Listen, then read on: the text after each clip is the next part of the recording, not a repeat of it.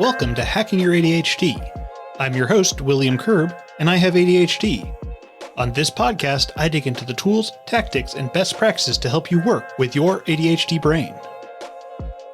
Hey team, I've recently been thinking about task initiation a lot, but while working on the first draft of this episode, I realized that there were a few ideas that were important for me to explore first. So in this episode, we're going to be exploring some ideas of executive dysfunction, but then we're also going to be getting into stuff surrounding our mental and physical health, and then how we can work on systems that help keep everything in order. If you'd like to follow along on the show notes page, you can find that at hackingYourADHD.com/145. All right, keep on listening to find out what we should be looking at before we even get started.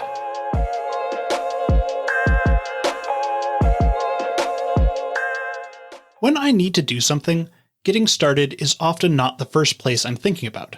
I'm thinking about all the intricacies of what I need to do. I'm thinking about what comes next. I'm thinking about how things might fit together. And in general, I'm not thinking about what that very first step is that's going to get me going on the doing of the thing. Now, sometimes the excitement that comes from all that planning is enough to get me motivated into starting. I may be thinking about writing an article, and I just have to get the ideas down on paper as they keep spilling out of my head. Or I'm doing something new and I want to try something out real quick, and it's the spark that sets everything in motion.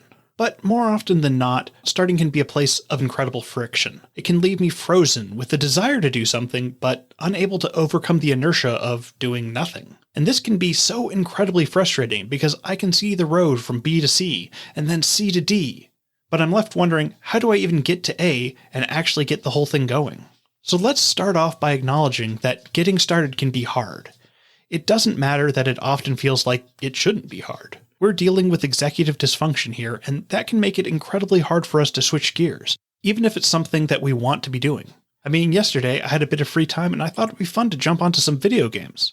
And yet I spent 30 minutes just laying on the floor scrolling on my phone. The entire time I knew I could just get up and do a more rewarding activity, and yet I lay there doing something I didn't particularly want to be doing. Of course, that also came after a long day filled with tons of activities that drained my ability to exercise my executive function. If you had asked me to do something like working on my writing or doing some weekly planning, forget about it. It just wouldn't happen. And I think this is something that's important for us to keep in mind. We are only going to have so much time and energy in any given day to get things done. While it may feel like we should be able to just keep pushing until it's time to jump in bed, that's not really how our brains or bodies work. We need to limit how much we're asking of ourselves, and we need to give ourselves time to rest. One of the problems that I often run into is that my brain looks back at a time where I was a rock star performer and knocked my to-do list out of the park. My brain goes, look, you can totally work your way through all this stuff. I mean, you did it before. And sure, it may be true that I've been able to do more than I think on occasion. But I'm failing to ask myself some important questions here, like, how rested was I going into those days? What kind of deadlines was I under? What other motivating factors might have been in play? And also importantly, how did I end up feeling the day after? Because these questions should really temper how we view how much stuff we're getting done. I know recently that I've been dealing with a lot of physical injuries in my life. I'm rehabbing my torn quad. I have also recently dislocated my shoulder again, and then I bruised a rib while going down a water slide a couple weeks ago. And those things definitely put a damper on what I'm able to get done. They affect how well I sleep. They affect how well I get around, and even how much time I want to sit in a particular position or have to get up and do something different. And even though they aren't particularly painful, that small amount of pain does create a certain level of distraction in everything that I'm doing. And it's incredibly easy for me to write these distractions off as something that I should be able to just get over. But looking at that statement from the outside as if it's something a friend had told me, it can feel kind of eye-roll worthy. Oh yeah, just ignore the condition of your body and get over it. Sounds like a great plan. If a friend came to me like this, I'd absolutely to tell them to pull back and focus on getting themselves healthy. We all need time to recover. But again, when this stuff is just in my head, it becomes incredibly easy to write off. But what I really want to get at here is how this is stuff that we're often overlooking. When this episode was first coming together in my head, it wasn't about any of this stuff. What I wanted to look at was why I wasn't getting started on a number of things that I was finding myself having trouble getting started on. I was looking at areas like my activation energy, having things on my calendar, and using accountability. And those are all great things, and I'm absolutely going to be hitting on that stuff in future episodes. But what I realized as I was writing this episode is that I had to pull back a bit and look a little deeper because while working on those things would help me get more done, that's not actually what I needed to be focusing on. One of the issues that we can often run into is that we fall into the trap of thinking that the first problem we see is the problem that needs to be fixed. For me, what I saw was that I wasn't getting started on tasks in a way that I wanted to. And so that must mean that my issue revolves around the fact that I'm having executive dysfunction around task initiation. That's not a huge logical leap, but the issue is that I wasn't looking at where that executive dysfunction was coming from, and I was just looking to solve the executive function rather than thinking about the upstream causes of the executive dysfunction. And I do want to temper this with the idea that, doing the things like looking at my activation energy and using accountability would help with my executive dysfunction and would be good things to be doing regardless of the root cause. But they are not going to solve for the underlying issue that I'm dealing with. This is incredibly important for us to consider when we're dealing with things like pain, fatigue, burnout, or any other chronic conditions, because it's not going to matter how well we're implementing our systems if we're not addressing what initially caused those systems to fail. And this is the real crux of what we're talking about here.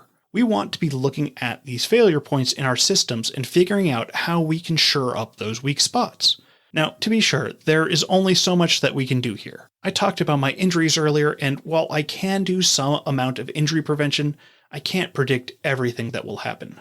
What I can do, though, is work on making it so that my systems don't fall apart when I'm not at 100%. Because one thing I am 100% sure of is that I'm not always going to be at 100%.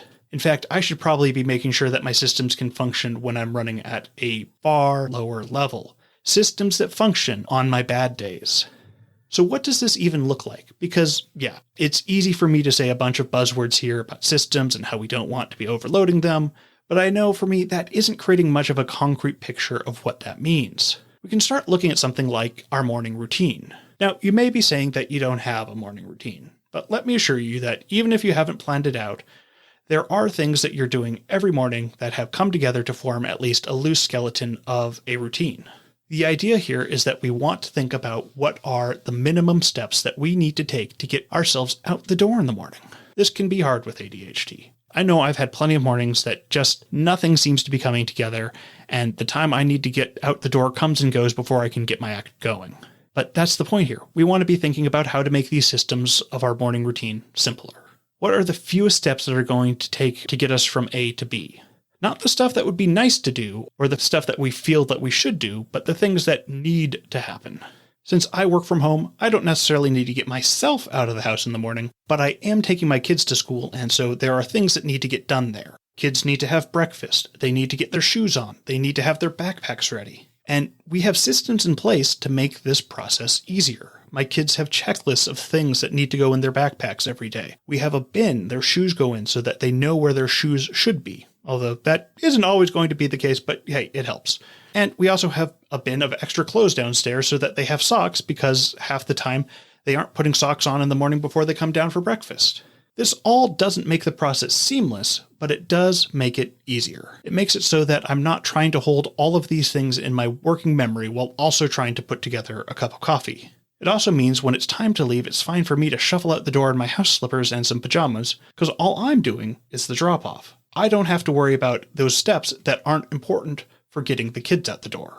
And with this, we can then work on creating those same kinds of systems to help us get out the door. And specifically, what works great here is the same thing that I was just talking about, and that's a checklist.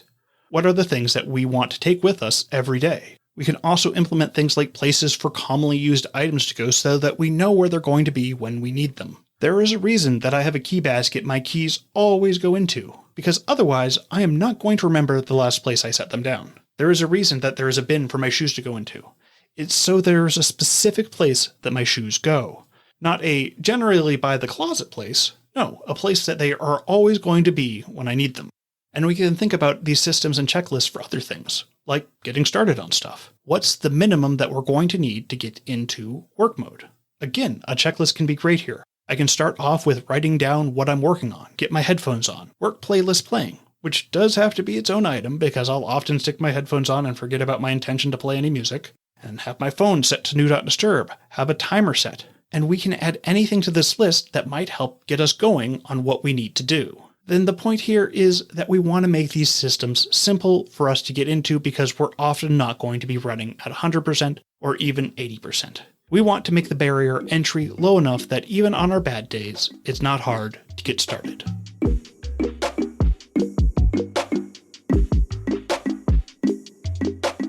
Thanks for sticking with me all the way to the end. Before you go though, let's do a quick rundown of today's top tips. 1. We need to recognize and respect our physical and mental states. It's crucial that we're kind to ourselves and acknowledge that we're not always going to be at 100%.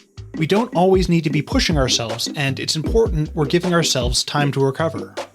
2. It's important that when we're building systems in our lives, that we look at making them simple and effective. We want them to be able to work even on our bad days, and that means we need to lower the barrier to getting started on them. 3. One of the great ways we can implement systems with our ADHD is through checklists and creating designated places for things to go.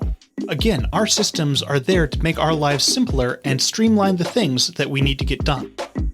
That's it. Thanks for listening. I'd love to hear what you thought of this episode. Feel free to connect with me over at hackingYourADHD.com/contact. If you'd like links or to read this episode's transcript, you can go to the show notes page at hackingYourADHD.com/145. If you'd like to support the show, the best way to do so is to tell someone about the show, especially if you think a particular episode would resonate with them. Just click the share button on your podcast player. Or you can consider supporting me on Patreon. Just go to hackingYourADHD.com/Patreon to find out more. And now for your moment of dad. Why don't scientists trust atoms? Because they make up everything.